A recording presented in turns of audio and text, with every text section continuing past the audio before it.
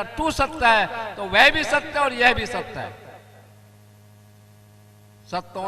संतों ने कहा है ऐसा, लेकिन हम उसको जान नहीं पा रहे, क्योंकि ये कहिए कि दिल का हुजरा साफ कर आना के जाने के लिए, और ध्यान गैरों से उठा उसके बिठाने के लिए। हमने अपना दिल का जो हुजरा वो साफ किया नहीं है। परमात्मा को या अपने सतगुरु को कैसे बसा सकते हैं? अपने अंदर कैसे बसाएंगे अपने गुरु को? नहीं बसा सकते हैं, क्योंकि हमारा हुजरा तो साफ नहीं है, गंदगी से भरा हुआ है। संत कहते हैं वहां जाने के लिए लेस मात्र भी अगर गंदापन है, लेस मात्र भी, उस रास्ते को नहीं जा सकता है। क्यों? देखिए, संतों ने कहा है कि उस रास्ते में तो वो है कि जो जैसे मान लो यहाँ अभी कोई मंत्री आने लगे तो वो मंत्री के आसपास इतनी फोर्स लग जाए कि किसी आदमी को अंदर नहीं जाने देंगे।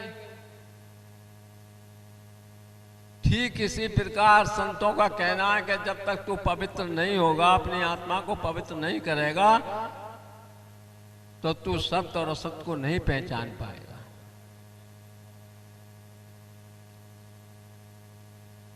देखिए,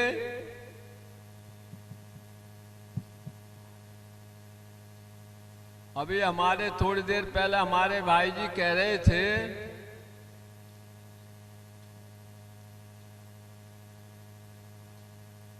कि निर्मल हो जा। सभी संत कहते हैं निर्मल हो जा, और संत कहते हैं कि तू स्वयं तो निर्मल है, लेकिन जिसमें तू रह रहा है इसको निर्मल कर ले। तू स्वयं तो निर्मल है, ना कभी तू मरता है, ना कभी जीता है, ना जन्म लेता है, ना आग में जलता है, ना सड़ता है, ना गलता है। तू तो हमेशा एक साई है, लेकिन जिसमें तू विराजमान है, जिस मंदिर में तू है, इसको स्वच्छ कर ले। क्योंकि महापुरुष कह रहे अमर हो जा। अमर किसको कह रहे? तू तो अमर है, जो इसमें रह रहा है ये तो अमर है। और गुरु महाराज जी कह रहे तू अमर हो जा। आखिर अमर होना किसका है? यही तो विचार करना है भाई जी। विचार यही करना है कि जब तू तो अमर है और महापुरुष कह रहे हैं कि अमर हो जा, आखिर अमर क्या चीज होगी? वो कौन सी वस्तु है जो अमर होगी, जिसको भजन करने से अमर की प्राप्ति होगी? आखिर यही तो विचार करना कि वो चीज कौन सी है जो अमर करनी है हमको। तू तो अमर है, और अमर किसको करेगा, इसका विचार करना है भाई। देखिए, संत कह रहे हैं जड़ और चेतन दो ही चीज तो है संसार के अंदर, जड़ है और चेतन है। चेतन तो अमर है, और संत कह रहे हैं कि अमर कर ले। अब विचार करिए, अमर फिर किसको करें? ये कहीं नहीं है जीवन मोक्ष, यानी इससे, इस आवागमन से मुक्ति पाले, इस आवागमन से मुक्ति पाले। तू स्वच्छ हो जा, तू अमर है। देखिए भाई जी, आप भजन करने बैठते हो, लो महाराज जी, इसका मकसद ये नहीं हुआ। अच्छा महाराज, कहने का ये नहीं है। ठीक महाराज जी,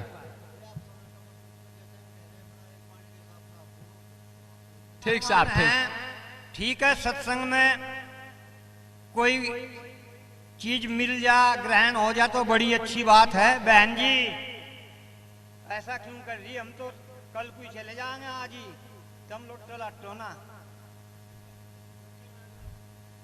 दो अक्षर है कि सत्य क्या है। काफी विचार किया है, मगर मेरी समझ से बाहर यह है कि वो निष्पक्ष बात नहीं हुई कि सत्य है क्या, किसे सत्य कह रहे हैं। दूसरा प्रश्न कुछ समय बोला, जब तू अजर है, तू अमर है, तू अविनाशी है, फिर अमर किसे करवा रहा? कौन अमर कर देगा? जब यो है ही अमर, फिर क्यों तो यो किसी की शरण में जा रहा? जब ये खुद अमर है, अमर को जानता है, क्यों तो ये गुरु की शरण में जा रहा है? क्यों ईश्वर भगवान खुदा अल्लाह गॉड क्यों पुकारता फिर रहा है यो? जब यो है ही अमर।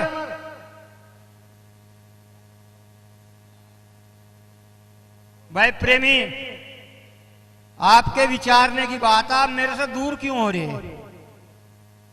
कहो तो मैं बानी वाले को बुलाऊं।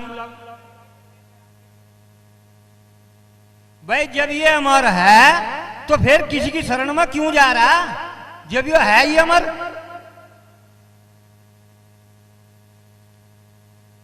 जब ये है ही अमर तो शरण में जाने की तो आवश्यकता ही नहीं रही।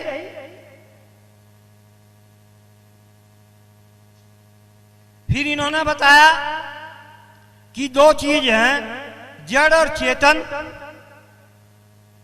मैं मानता हूं इस चेतन से ज्यादा यह जड़ अमर है।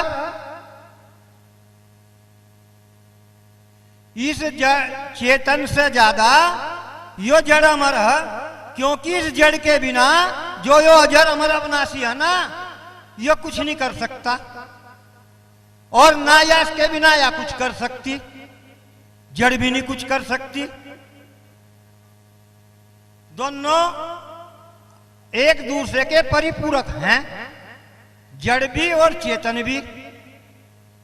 जब तक जड़ और चेतन का समाव संबंध नहीं होगा, जब तक ये कुछ कर नहीं सकते। जड़ से कुछ हो, चेतन को कुछ इच्छा नहीं, जड़ से कुछ होता नहीं। और यही अचंबा मोए भारी, ये सृष्टि कैसे रची जाई? चेतन को तो इच्छा नहीं है और जड़ कुछ कर नहीं सकती है, तो कैसे होगा? इनके दो तीन प्रश्न आए हैं, बड़े सुलझने की बात है। समझ ले कोई तो बड़ी अच्छी बात है कि सत्य है क्या? सत्य जो चीज तुम्हारी दृष्टा में है वो चीज सत्य है, और जो चीज तुम नहीं देख सकते वो चीज असत्य है।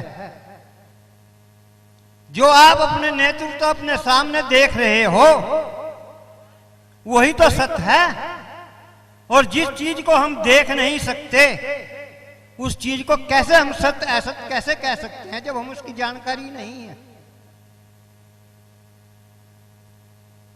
मैंने ऐसा कुछ संतों से कहा, लिखा है, विचार चंद्रोदय के अंदर लिखा हुआ है, मैं दृष्टा हूं।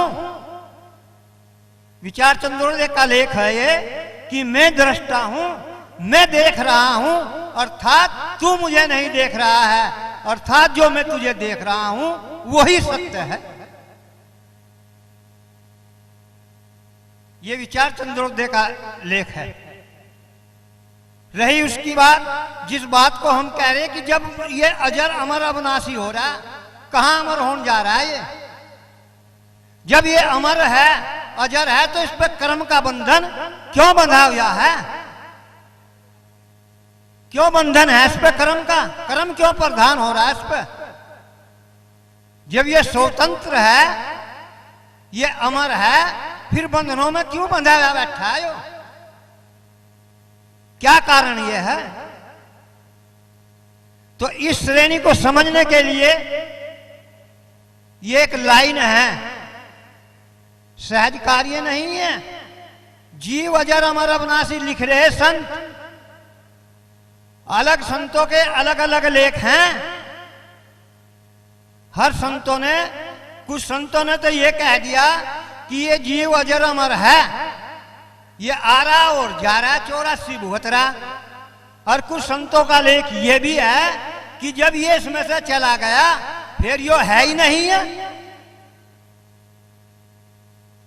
फिर ये है भी नहीं है, फिर ये आता ही नहीं है। जब यो आता नहीं है तो फिर तो इसकी आवागमन मिट गई।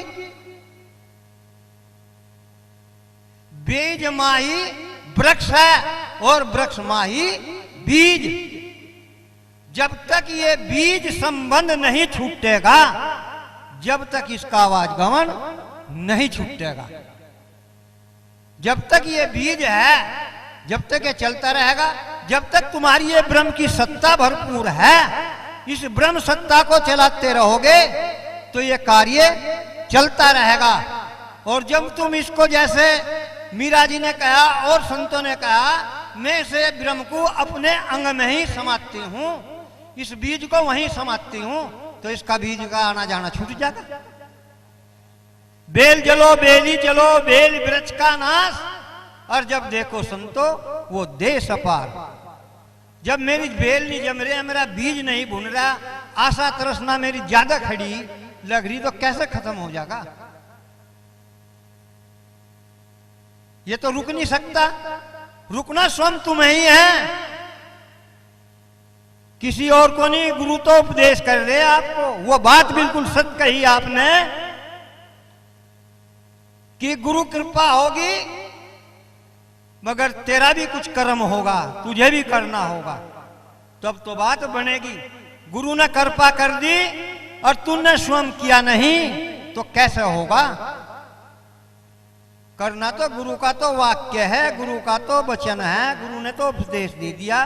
करना तुम्हें है, तुम नहीं करोगे तो नहीं करोगे, करोगे तो कर्म तेरा प्रधान है।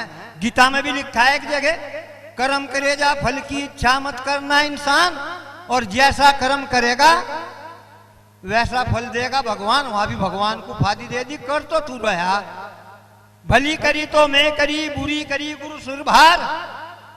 भाई अच्छी अच्छी का गायक हो रहा है, मैं बुरी क्यों दूसरे की सिर पर धर रहा है? अपनी बुराई को मैं क्यों नहीं देखता? कबीर साहब ने भी कहा, बुरा देखने में चला मुझसे बुरा ना कोई, और अपना दिल जो खोजा मुझसे बुरा ना कोई।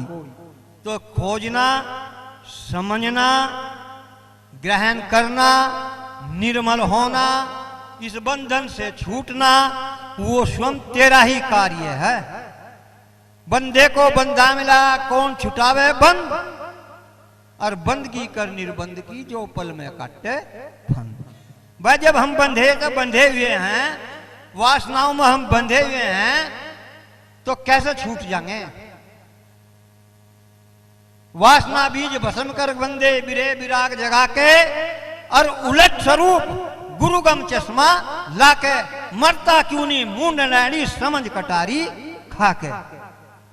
तो ये वासनाएं जो हैं स्वयं की, जो तुम्हारी हैं, ये तुम्हें ही समझनी पड़ेगी, और वो ही तेरा सत्य है, और सत्य कहीं दूर नहीं है। सत्य भी दो प्रकार से होते हैं। एक सत्य तो तुम स्वयं देख रहे हो, जो तुम्हारे अंदर स्वयं निर्णय ले रहे हो। एक सत्य तुम संसारिक रूप से भी देख रहे हो, मगर हम रुकते कोई से भी नहीं।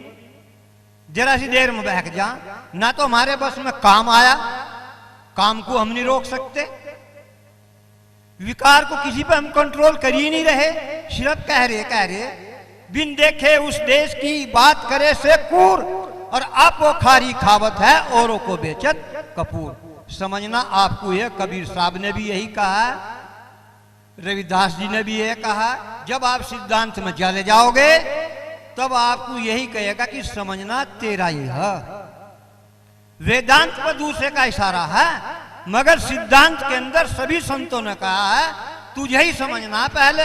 जब तक तू नहीं समझने का, किसी दूसरे को समझा नहीं सकता।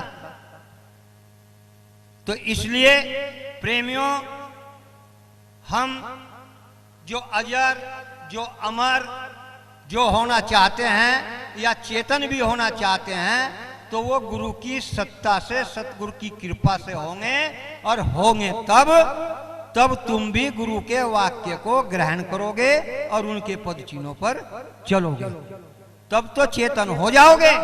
नहीं तो भाई अचेत के चेती। हाँ, जीव कहाँ नहीं है? चारों खानी में सब जगह कीड़ा मकोड़ा, सब जगह जीव तो है। बताओ कौन से में जीव नहीं है? मगर वो चेतन क्यों नहीं है? तू ही क्यों चेतन है? यह मानव ही क्यों चेतन है और क्यों नहीं चेतन है? यह मानव ही तो सबका जानने वाला हो रहा, और सब कुछ जानते ये फिर भी अपने मोह में, अपने काम में, अपने पर लोभन में इतना अंधा हो रहा है कि बस सबको भूल रहा है। जान भी सबको रहा है, राज भी सबको कर रहा है। हाथी कितना बड़ा होशियार जानवर है, वो अपने ज्ञान से, अपने बुद्धि से, अपनी विवेक से इसको कंट्रोल कर लेता है। शेर को ये कंट्रोल कर लेता है, सर्प को ये कंट्रोल कर लेता है। सब कुछ जानने वाला तो यही है, जान भी रहा है, बस में भी यही कर रहा है, पर अपने मोह के बस में होकर के ये सब कुछ भूल रहा है। और वो देश जहां की बात महाराज जी ने छुपे अक्षरों में कही थी, वो संतों का देश तो नारा ही है, पाप पुण्य से नारा खेले सो जोगी मस्ताना हो। जो ने जिसके जो पाप से भी, जो पुण्य से भी, जो सत से भी, जो असत से भी अलग रहनी रखते हो और संसार में रहते संसार से बेमुख हो जाते हैं, और संसार में रहते हुए भी संसार को उपदेश भी करते हैं, संसार को मार्गदर्शक भी रखते हैं, मगर अपना भेद नहीं देते संत। सब कुछ करते हुए भी अपना भेद अभेद रखते हैं।